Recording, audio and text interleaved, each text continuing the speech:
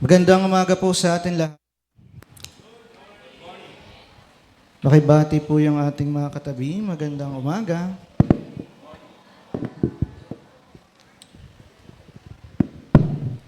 Yan, medyo... Kamusta po ang bawat isa? Happy New Year? Happy New Year. Ngayon lang po ulit ako nakabalik dito, no?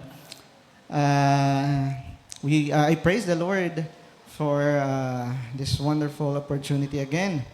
Makapagbahagi po ng kanyang salita. And somehow, marami tayong New Year's resolution, tama? This year 2026. And I think no, our theme for this year is togetherness. Okay? At maganda yung togetherness no, when it comes to the concept of church. No? Dahil tayo mga believers o mga mananampalataya, we are together because of what? Because of Jesus Christ. Amen? No? We are united because of Jesus Christ. So I think last week or last Sunday, Pastor MJ, no, ang kanya pong mensahe is about in Philippians chapter 1, verse 6 to 7. At yung pinaka-concept po nun, o context po nun, is the assurance of our confidence in God. No? Hindi po sa ating sarili, but of course sa ating Panginoon, no, will faithfully continue and complete it until the day of Jesus Christ. Okay? So, our confidence bilang isang tao po is not rooted on our strength or capability pa po yan. Okay? But it's rooted in God's sustaining grace. Sa biyaya lang ng Panginoon, no? We could surpass this 2026 because of God's grace. Amen? No? Kaya it emphasizes yung faithfulness ng ating Panginoon. So, meron pong kasiguraduhan po ng spiritual growth and strong unity as followers of Jesus Christ or believers, no? It share in Christ through gospel and mission. And this morning, our next topic is being clothed together in Christ. Yan po, dyan tayo ikot. At yung confidence po natin in Christ ay maghuhulma, no? Ng ating, sabihin natin, character, yan. Hindi lang po yun, yung ating love, yung ating peace, no? Mamaya mapag-aaralan natin yan. And of course, no, through the Word of God. Okay? So I entitled God's message, Clothed Together in Christ. Let's open our Bibles in Colossians chapter 3, verse 12 to 17. Ito po yung binigay po sa akin text. Let's all stand as we give reverence po, no? As we honor the Word of God. Sundan niyo na lang po sa inyong mga mata as I read God's Word. Colossians chapter 3, verse 12 to 17. I will be reading in ESV version. The Word of God says, "Put on then, as God's chosen ones, holy and beloved, compassionate hearts, kindness, humility, meekness, and patience, bearing with one another, and if one has complained against another, forgiving each other, as the Lord has forgiven you. So you also must forgive. And above all this, put on love, which binds everything together in perfect harmony. And let the peace of Christ rule in your hearts, to which indeed you were called in one body. And be thankful. Let the word of Christ dwell in you richly, teaching and admonishing one another in all wisdom, singing psalms and hymns and spiritual songs with thankfulness in your hearts to God." And last verse, "And whatever you do, in word or deed, do everything in the name of the Lord Jesus, giving thanks to God the Father through Him." May the Lord add blessing to the reading of His Word. Tayo po muna sandaling manalangin. Our gracious and heavenly Father, our loving God, the Creator of the heavens and the earth, we would like to honor your name this morning through our fellowship in this place, Lord God. Salamat, Panginoon, for the privilege that we could study your word, Lord God. And we are praying that the Holy Spirit enlighten us and guide us as we study your word and help us to apply it in our daily lives through your grace, Lord God. In Jesus' name we pray. Amen. Tayo po yung makaupo na. My aim Ano ba yung goal ko po ngayong umagang ito? Okay? Is to call believers. Tayo po, mga mananampalataya. Okay? Together to intentionally, no? Maganda yung word, yung intentionally put on the character of Christ. Okay? Yung mga characteristic na nabanggit po dyan, pag-aaral natin, being clothed in loving unity as one body and allow Christ what? Or Christ's peace and yung kanyang word and lordship to shape every aspect of life for what? For God's glory. No? Ang ganda po na, no? Okay? So, alam niyo po, yung Christian life po natin is not merely or just about removing our sins. Pero ang sinasabi po nitong verse na ito is about putting something in you. No? Yung bago. No? Kaya si Apostle Paul nag-shift, no? Po siya doon sa mga believers, must put off. Ano kaya yon? Yung old self po natin. Okay? At ano po ang gagawin po natin? Sinasabi dito sa mga believers, they must put on a new way of living. Na nagre-reflect po itong mga virtues na ito. No, na binanggit po dito sa ating Bible, o sa salita po ng Panginoon na nagre-remind sa atin bilang mga believers or church na ito yung identity po natin. Kasi sabi doon, God's chosen ones, no? Na tayo po'y banal and beloved. No? Kaya nga before, we are told what to do, ngayon naman po, we are told kung sino ba tayo. Okay? Bilang na kay Kristo po tayo. Yung ating conduct, okay? Flows our calling. Kaya alam niyo po, gumamit si Apostle Paul ng imaginary, in a sense, no, of clothing na tinuturo po ni Apostle Paul na mga virtues na nakalista po dyan. Ano po yun? Compassion, kindness, humility, meekness, patience, forgiveness, no? And love. Kaya mga kapatid, hindi po to parang optional na sa pagsabihin po natin, sa clothing po natin, is accessories lamang. Alam niyo po yan? No? Hindi lang siya palamuti. Yan, no? Sa Tagalog po. But ano po, essential garment bilang tayo po ay na kay Kristo na. No? New life in Christ. That's why these virtues were meant, okay, bilang mga mananampalataya na lagi pong nakikita sa ating mga buhay, especially in the context ng community. Yan, okay? Kaya nga po, ang Christianity, okay, o in Greek word, Christanos, no? Followers ni Jesus Christ, tayo po yun, is not a private, sabihin po natin, wardrobe. Okay? Na sinusot po natin. No? It is a shaped life. Yan, no? We shared our life to others, in a sense. Okay? That's why, may kita po natin dito, in-emphasize ni Apostle Paul, no? Like with one another, one body, together in harmony, na hindi lang dapat sa atin lang, no? But makita rin po sa bawat isa po sa atin, no? Kaya meron tayong makita ditong realities, no? In life, na dapat po bilang mga mananampalataya makita sa atin, the peace of Christ, no? Sabi nga po dyan, rule sa ating po mga puso, hindi lang po yung the word of Christ dwell richly, no, in us, and the name of Christ dapat po siya nag-govern, no, in our lives. Okay? But may kita po yan in our action.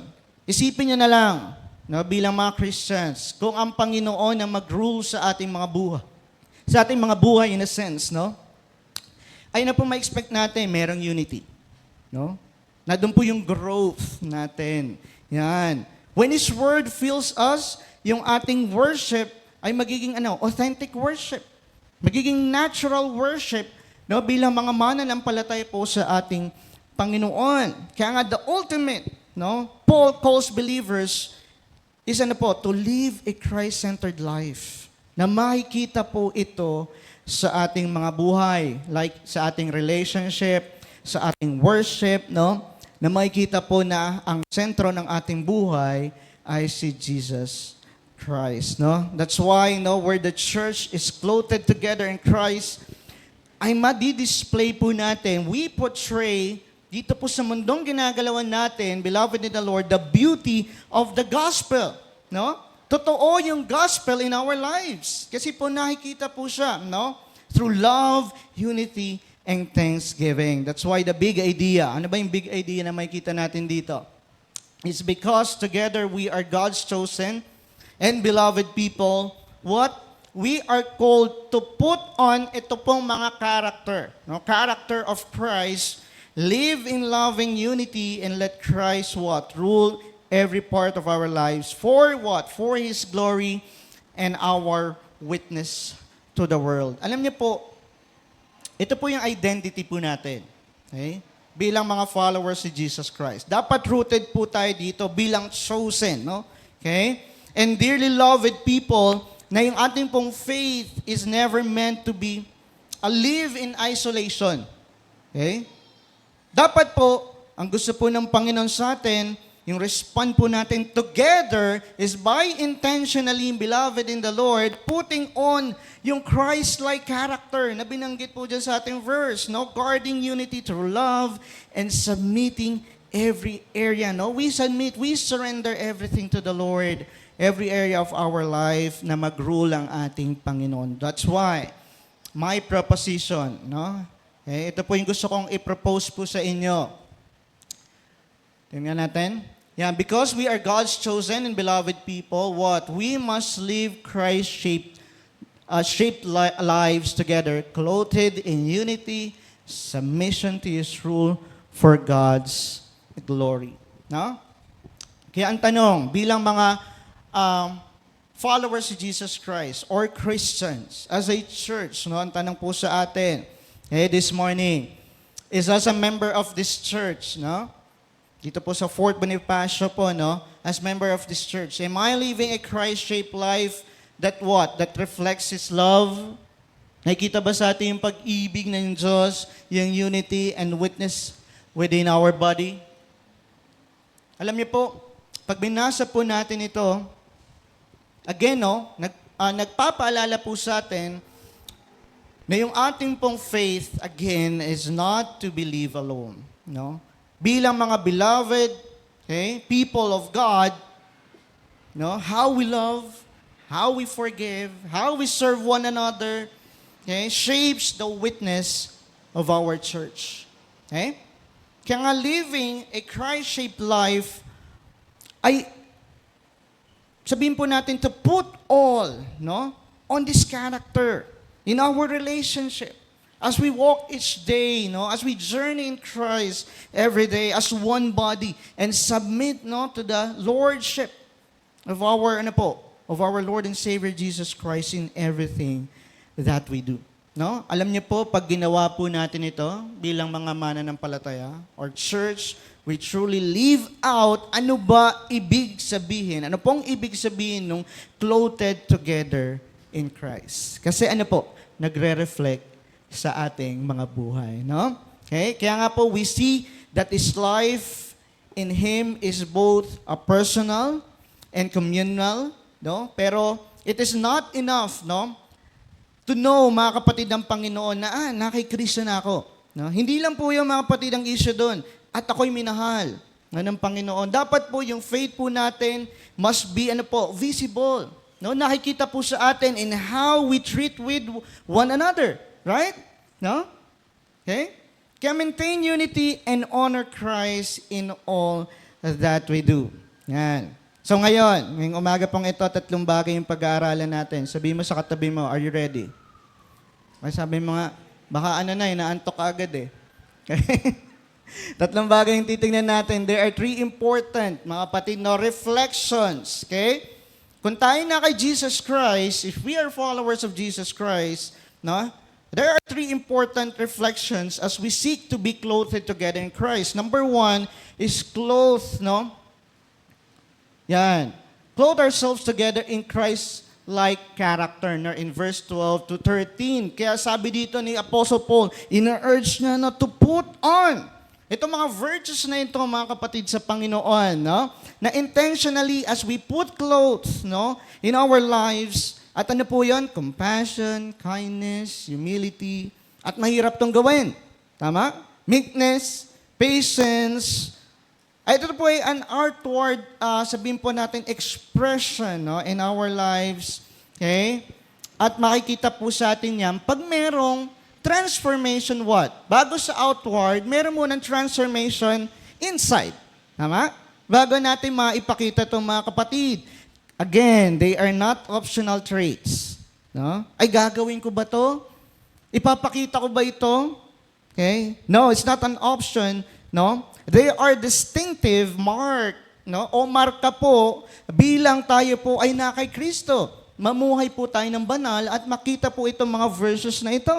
Okay? Living out these virtues, alam niyo po, mga kapatid, is also includes bearing in one another, no? Forgiving, katulad po ng ating Panginoon, no? How God forgave us. Kaya this reminds us that Christian character, beloved in the Lord, is ano po? Is relational. Okay? Relational po. Okay? Alam niyo po, madaling sabihin, it is easy to sabihin po natin to be kind or patient when life is smooth. Tama? All is well. No? Madaling i-apply itong mga bagay nito and act in love, okay, despite of challenges, no? Pero bilang tayo na kay Kristo, okay, it's shown we endure, no? Yung differences, forgive offenses, at sabi ko nga po kanina, act in love despite challenges. Again, when we clothe, no?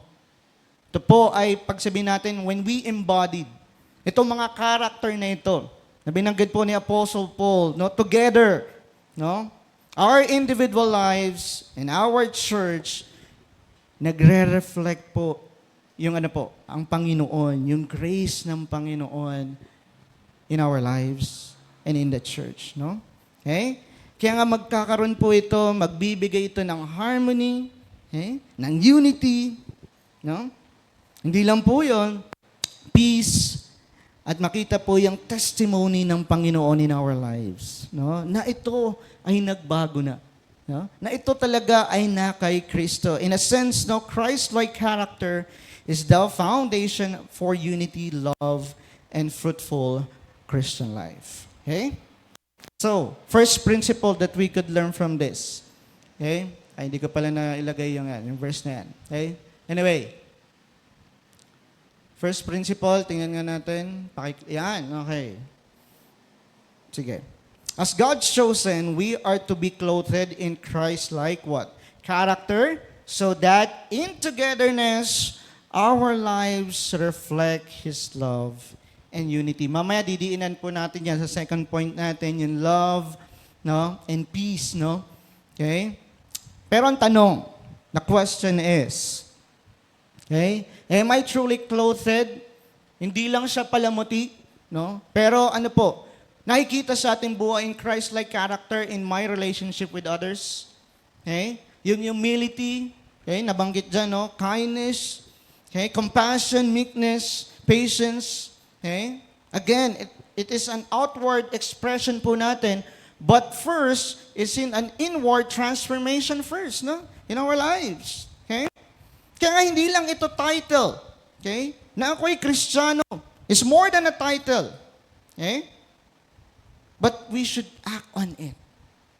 That's why Paul tells us to be clothed in compassion. No? These virtues, no, na dapat isa pamuhay po natin together. No? In our church and community, showing God's love in tangible ways. That's why our character shapes, no? Hinuhulma po nito how others experience Christ through us. Imagine niyo, katulad po nitong choir. Sino po dito nakapag-choir na? O kumanta na? O nakasali na sa choir? O, di ba? Now, for example, no, tayo ay nagpe-prepare sa isang big performance. And every singer, no, alam po natin yung song natin. Alam natin yung piece natin, tama? Okay? Pare-parehas tayo. But instead of listening to each other, okay, everyone tries, no, to sing their part, no? Isipin na lang natin, no, yung iba malalakas, yung iba mahihina, yung iba wala sa tempo, no? Okay? Without blending, anong magiging resulta sa performance? Chaos. Okay? Sabihin po natin, no, may mga off keys. Na-clash yung mga rhythms. Okay? and performance that sounds hindi maganda. Tama ba? Okay? Like the beauty of beautiful music, they are meant to create. Pero ngayon, mga kapatid, okay, on the other hand, imagine, no, same choir, no? Katulad po nitong si other side, no, sa left side, no, following yung conductor, no? Okay? Listening carefully sa bawat isa, nag-a-adjust ako. Dahil lang, parang medyo malakas ako dito, parang sumintonado ako dito. No, nag-a-adjust ka. Okay? Yung tone mo, yung timing mo, so that every voices, what? Fits together. Tama? Okay? And suddenly, ano mangyayari sa song ng choir? Merong harmonious sound. Tama? You are united. No? Okay? And powerful. That's why, alam niyo po ba, each singers, okay, meron siyang contribution. At nagmamatter ito. No? Kung ikaw ba ay bass, soprano, okay, magaling ka kung kaya mong gawin lahat. Okay? Yun ang talent. No? Soprano ka na, bass ka na, tenor ka na. No? Imagine, no, mga kapatid sa Panginoon, no? Kidding aside, no? Pero makikita po natin, there's a powerful contribution po sa bawat isa, no? At makikirate po natin yung beautiful music as we work together, no? In harmony. This exactly, again, mga kapatid, what Paul is teaching in Colossians chapter 3, verse 12 to 13. We are called to be clothed in Christ-like character. Okay? Yung compassion, yung kindness, yung meekness, patience pa po yan, and forgiveness. No? And along these virtues that mentioned here, beloved in the Lord, sometimes ay hindi nakikita. Okay? Maybe unnoticed. But, no? In togetherness, pag nagsama-sama po tayo, okay, they create a harmony that reflects yung pag-ibig ng Diyos. Amen? So just as the choir song, alam niyo po ba, nag-i-impact po ito to everyone who hears it. Kaya pag kayo nakikinig ng choir, di ba, pag sabay-sabay, harmony, no, walang pa, sabihin natin, pasikatan, no, hey, nag-a-adjust lahat, no, ano mafe-feel natin? No, ang ganda sa pandinig. No? At madadala tayo. Kaya our character, our Christ-like character in the church, alam mo po ba, impact those around us, showing the beauty of Christ in what? In our action. No? At nakikita po ito ng bawat isa. Okay? Gets? No? So ngayon, having clothed, no, na-remind tayo in first point natin, together, yung character, very important. Now, we see the personal virtues, no, hindi dapat i-isolate po natin ito, but of course, we show it to everyone, okay? So, through Christian living, dapat po, no, nagfo-flow ito sa community. Okay? That's why Paul emphasizes that love binds everything together in perfect harmony. Ano pa? May binanggit pa siya dyan. The peace of Christ must rule in our hearts. Kaya, beloved in the Lord, when we live out Christ-like character, it's naturally what? Leads to unity. No? Natural po yun. Okay? Sa umpisa, kung siguro sa choir, medyo may sintonado ng konti, pero pag in-exercise natin itong mga bagay na ito, no, paulit-ulit, ano mangyari? Merong harmony. Di ba? Okay? Nagkakaunawaan na yung bawat isa. Ay, mag-a-adjust ako kasi yung katabi ko, medyo nasasapawan ko eh. At medyo sintonado ako dito. Okay? Dapat ganito lang yung tone ko. Okay? Meron ka ng sabihin natin, there is harmony, no? As followers of Jesus Christ. Now, in our second point, bring us to the second point. Yung cultivate po, yan. Cultivate community together in Christ and unity. So bilang community po, makikita natin in verse 14 to 15. No? Sabi dito, after putting po yung Christ-like character, si Apostle Paul naman po shows us ano yung next step. living in unity with others. No? Sabi nga po dyan, above all this, put on love. No? Okay? There's unity dapat po. All this put on love para maging visible lahat po ito. Which binds, no, everything together in perfect harmony. Alam niyo po, ang susi dito is love. No? Love is the glue. No? Okay? That holds the church together. Isipin niyo na lang. Can you imagine without love inside the church? What happened? Okay? That's why ito po yung sinasabi ni Apostle Paul. Even good character traits, no, na binanggit dyan, kindness, patience, humility, can fail. Okay? To create what? Harmony. That's why, in-emphasize ni Apostle Paul that the peace of Christ must rule what? In our hearts. Tama? No? Okay? Kaya this peace is not just inner calm, okay, na ikaw ay kalmado, pero ito po yung mag-guide po sa atin to influence in how we treat others. Okay? Pag meron kang peace in your heart, no? Meron kang, sabihin natin, ay dapat hindi ako ganito. Okay? Dapat yung pag-ibig ni Kristo yung nasa akin. Okay? So that ito'y mag-bind sa atin na mag-reflect itong mga character na ito, togetherness. Amen? Okay? That's why hindi po maging, sabihin po natin yung hatred, no? Hindi yan yung manatili sa ating puso, lalo na this 2026, no? Okay? Kung merong ganun sa ating mga puso, okay? Dapat po mag-rule po yung peace of Christ. Kasi nga nasa atin na si Jesus, no?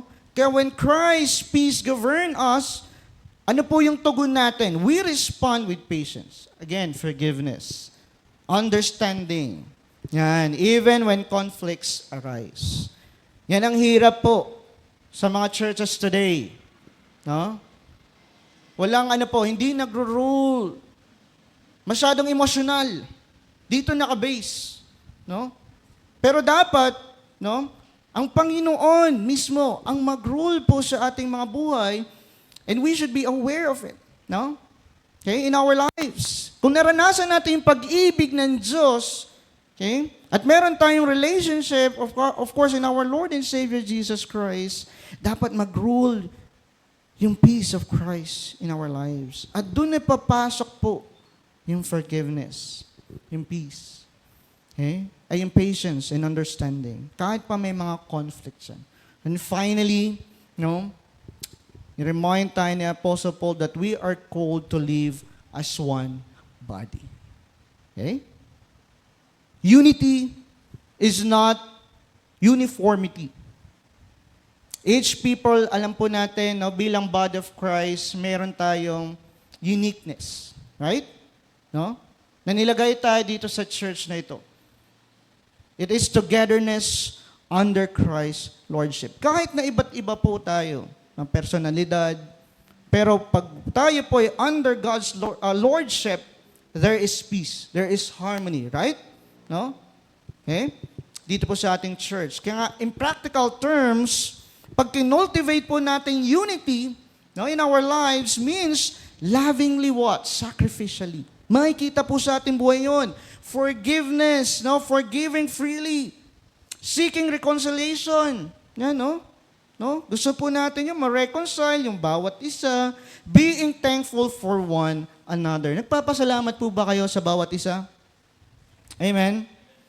Kahit iba't iba yung personalidad ng bawat isa, no? Minsan may ganito talagang attitude, no? Okay? Kasama minsan yun eh.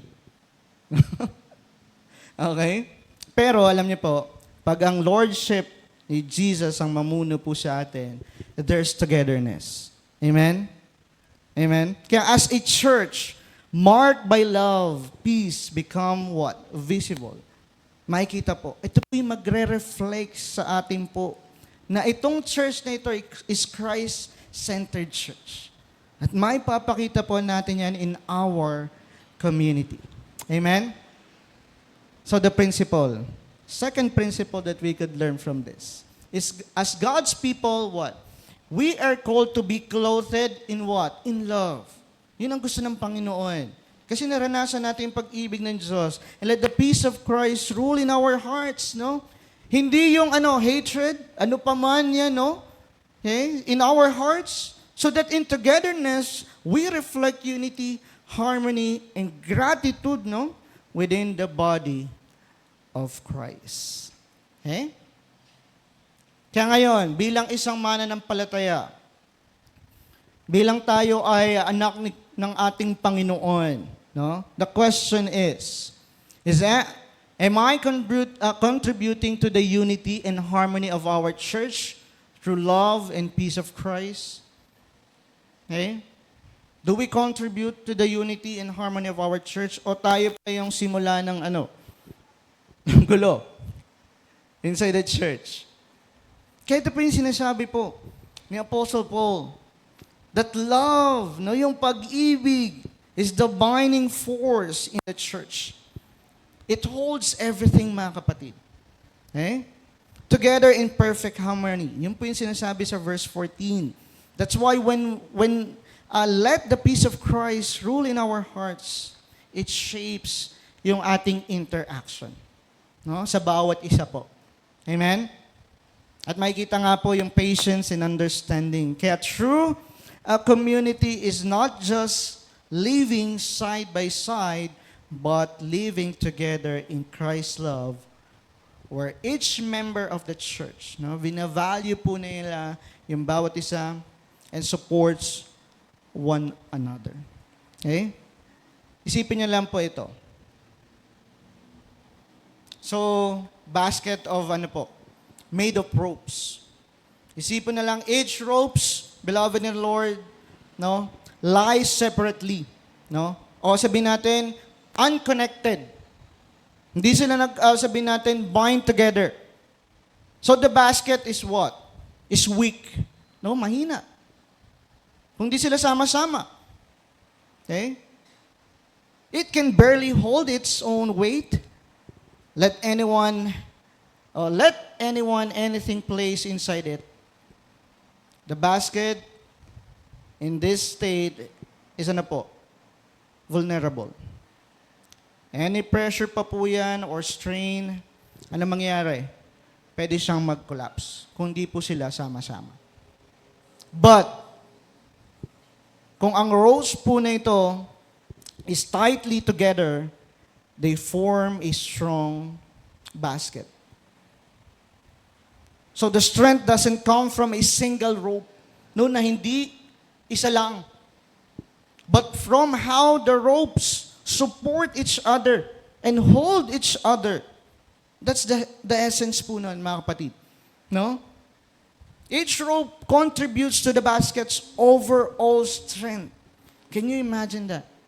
No? Kung lahat tayo ay nakakapit ng sama-sama, mga kapatid, katulad po ng basket na ito, the more tightly they are bound, the more they can bear the weight and withstand yung pressure.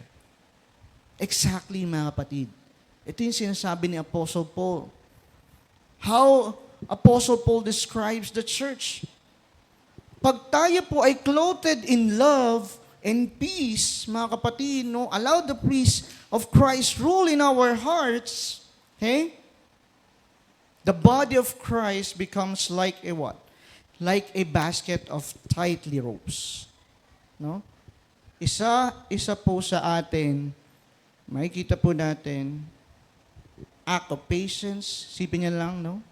Merong forgiveness ang bawat isa. Encouragement and service, no, is like a rope that strengthens the whole basket. Amen? Kaya in togetherness, bilang pong isang church, kahit ano pang weight ng mga challenges na harapin po natin, pero sama-sama tayo. Right? Yun pong essence po nun. And reflect God's kingdom to the world. Kahit ano pang difficulties ang harapin po natin. Pero kung sama-sama tayo, and this 2026, sama-sama tayo. No? Kaya nga po, just as a basket is not only strong when its ropes are intertwined, ang isang church is not only truly strong when its members are united in Christ. No? Pag mayroong pag-ibig, nandun. Okay? At mag-rule, no? Ang ating Panginoon in our hearts, there's harmony. Okay? So, again, having clothed, ano po yung una? Yung ating character, no? Okay? Christ-like character. And ito po, cultivated unity in the church. Ngayon, si Apostle Paul naman now directs our attention to the ultimate expression of our faith. Ano po yun? Commitment. Commitment to Christ's command in every part of our life. No? Yun po yung sinasabi po doon sa ating pong third point. No? So the previous point, makikita po natin focus on who we are, okay, kung sino ba tayo, at kung paano po tayo related to each other. But now, we are challenged to let the word of Christ, no, yung salita po ng Panginoon, dwell what? Richly in us. Okay? Guiding our thoughts, words, action, hindi lang po yun, of course, yung ating worship sa ating Panginoon. So when our lives are fully submitted sa Kanyang authority, okay, our character and community are empowered what? By wisdom, merong gratitude, and authentic worship sa ating mong Panginoon. No?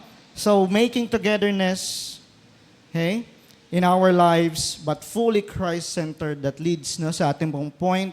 Number 3 is commit our lives together fully to Christ's command. No? In last 2 verses, no, in verse 16 to 17. No? Kaya ito po yung sinasabi ng Apostle Paul to the church. No? To a life that is fully what? Governed by Christ. No? Fully. Hindi optional. Fully governed by Christ. No? He begins by urging the believers to what? Let the word of Christ, no, dwell richly among them. No? Sinasabi niya sa mga believers.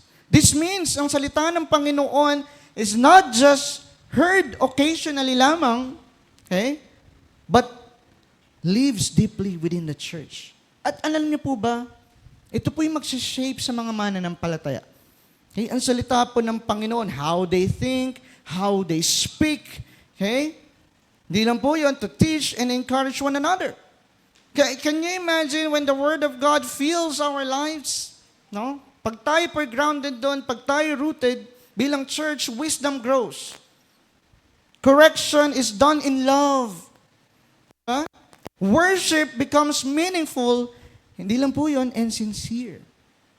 Kaya ito po yung hina-highlight ni Apostle Paul in this verse, no? That worship is shared expression of faith through psalms, hymns, and spiritual songs na nag-overflow po yung thankfulness in our hearts. Kaya po yung worship po natin is not limited lamang po, no? To music. It is response of gratitude that overflows, no, from lives na nagtatransform po sa atin by Christ's truth. Amen? Kaya finally, si Apostle Paul po, yung scope po ng discipleship po na by saying, whatever you do in word or deed, do everything in the name of the Lord Jesus. Ganda, no? As he conclude, kaya this means, alam niyo po ba, every conversation po natin, decision, service, and action is done under Christ's authority and for His glory alone. Amen? Glory alone. Kaya as a church, bilang committed po tayo together to Christ, no, dito po sa command, becomes a community na mga mananampalataya po na meron pong nag-overflow po yung gratitude, obedience is joyful, no? Lord, no, susunod ako sa iyo this 2026. Okay? Maybe I fail you in 2025. No, this time, no? Thank you, Lord God. And every aspect of life points back to Jesus. If you fail, go back to Jesus this 2026. Commit your life. No? Together. Okay? As we serve the Lord this year, 2026, we fully, obey Christ's command. We show the world that Christ is not only our, Savior, but truly our Lord of our lives. Amen? So the last principle, the third principle that we could learn from this, balik natin. Yan. As God's people, we are to be clothed with the word of Christ, and together what? Submit every word and deed to His authority, so that our lives bring glory and thanksgiving to God. The question is, bilang mga followers of Jesus Christ, is Christ truly Lord, is Christ truly Lord over everything? Sa ating as I say and do, as I think, as I live together with the church. Ito po yung tinuturo ni Apostle Paul. The Christ-centered church is one where the word of Christ dwell richly, shapes every part of life. Yung ating teaching, yung ating encouragement sa bawat isa, okay? Worship and daily action must be done in the name of the Lord and Savior Jesus Christ. Okay? This means we do not separate, no? Yung ating faith, no, from daily living. Dapat visible po ito sa ating mga buhay, no? That everything we do, no, we worship God. No? Kaya nga po sa company po namin, no, our work is our worship. No, avoda. So, whatever we do it for the glory of God, no? When we submit together to Christ's commands, our church reflects gratitude, obedience, and Christ's lordship to the world. Imagine niyo po, okay, a group of skilled musicians. Of course, tumutugtog sila, no? Can you imagine playing without yung sheet of music po, no? At walang conductor. Can you imagine? Wala po yung mga bagay na yun. Each one knows. Alam nila, i-play yung instrument, right? Kung ikaw ay gitara, violin ka man, okay? Alam mo yon kung paano i-play ito with passion. Yet, the music sounds what? Confusing and disconnected because walang music sheet and walang conductor. Right? So the problem is not their ability. Kasi magagaling sila eh. It is the absence of what? Of shared direction. Okay? Walang conductor eh. So without a common guide, even talented musician pa yan, magaling man yan, cannot produce what? Harmony. Kuha po natin. Now, picture, no, the same group with, meron ng ngayong sheet music in front of them, meron ng conductor na nagli-lead sa kanila. No? Each musician, what? Still plays their own part, okay? But now, they listen. They follow dun sa conductor and adjust to the same direction. Anong resulta ng music? Is unified, beautiful, and purposeful. Meron ng purpose. Meron ng direction. Okay? So the conductor doesn't limit in their creativity. He brings it together into something what? Greater. Ito po yung sinasabi ni Apostle Paul, mga kapatid sa Panginoon. That the church works the same way. Alright? When the word of Christ dwell richly among us, katulad po ito ng isang music sheet. Okay? Guiding our thoughts, no? Yung salita ng Panginoon, yung words natin in action. So when we live together under God's authority, He becomes our conductor. Dadalhin niya po tayo sa unity, no? And meaning to everything we do. Kaya nga every word spoken, ano pa niyo po yung gagawin po natin in our lives as we serve the Lord, no? And align sa kanyang kalooban, producing worship, authentic worship, guided by the Word of God, and a powerful testimony. Okay? So now, when the church is clothed with the Word of Christ and committed together to His command, we don't live in spiritual noise, meron pang confusion, no? Instead, our lives reflect harmony at meron ng purpose yung buhay natin and to give praise and glory and honor sa ating pong Panginoon. Kaya yun po, no? Pag tayo po ay may Kristo sa ating buhay, at of course, no, tayo po ay guided by the Word of God, the church doesn't merely survive, it flourishes to the glory of God. No? Nagfo-flourish po ang ating pong church.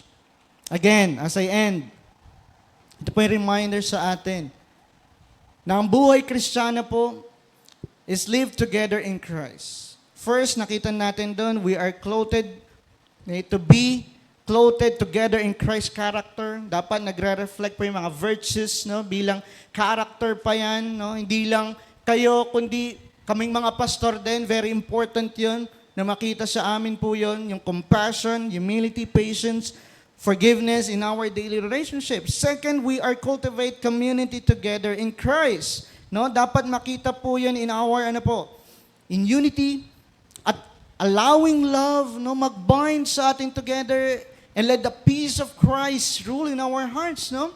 Okay? And finally, we must commit our lives together fully to Christ what? Through Christ's commandments. No, hayaan po natin ang salita ng Panginoon na mag-dwell richly in our lives and submit everything to His Word in everything we do for His glory and honor. Alam niyo po, pag nakita po itong tatlong bagay na ito sa ating mga buhay bilang isang church, no, becomes a beautiful picture of the gospel community marked by character. Katulad ng isang choir, no? Na ang sarap tignan, ang sarap pakinggan, ang sarap sabayan, di ba? No? Tayo po ay marked by character, united by love, guided by Christ. Again, clothed together in Him, our lives bring glory to God and become a powerful witness to this world. No? Kaya as I end, in my conclusion, to demonstrate the life of Christians together, in acrostic yung word na together, we must, letter T, transform to the character of Christ. No? Dapat po yung ating hearts and our minds must reflect Christ's compassion, humility, and patience in daily life. Next, to demonstrate the life of Christians together, we must, letter O, overflowing with love that unites in us. No, yung pag-ibig, no, should guide every action, binding the church in harmony and understanding. Letter G, to demonstrate the life of Christians together, we must be guided by the peace of Christ in our hearts, no? Hayaan po natin, no, ang peace, no, ng Panginoon rule in us, no, so that kung meron mga conflict, no, ay maresolba. And unity is persevered. Next, to demonstrate the life of Christians together, we must, letter E, equip with the Word of Christ. No? Allow God's Word no, dwell richly in us, mga kapatid. No? Kaya how is our Bible study? Kamusta ba yung pag-aaral po ng salita ng Panginoon? Dapat nag-dwell po sa atin richly, no, yung teaching, yung correcting, and strengthening one another. Next, to demonstrate the life of Christians together, we must thankful in all what? In all circumstances. In circumstances, no? Yung gratitude, no? Kung ganun po yung ating character, okay? Gratitude shapes our attitude and responses na mag-honor po tayo sa Diyos in every situation pa po yan. So to demonstrate the life of Christian together, next, we must be harmonized in spirit and purpose as one body. Mga kapatid, work together as a church. No? Sama-sama po tayo. Valuing each member's role. Ano ba yung role mo sa church? I-value niyo yung bawat isa. Okay? Be involved. No? To reflect the unity of Christ as body. Hindi po tayo watak-watak. Sama-sama tayo. No? As one body of Christ. Yan po yung emphasize ni Apostle Paul. Next, to demonstrate the life of Christian together, we must empowered to serve God and others. Dapat po sumandal tayo kanino? Sa banal na Espiritu. Right? Yan po yung iniwan sa atin ng Panginoon to actively serve with love, humility, and joy. And lastly, to demonstrate the life of Christian together, we must be reflecting Christ what? In every word, okay? Action niyo po yan, and thought.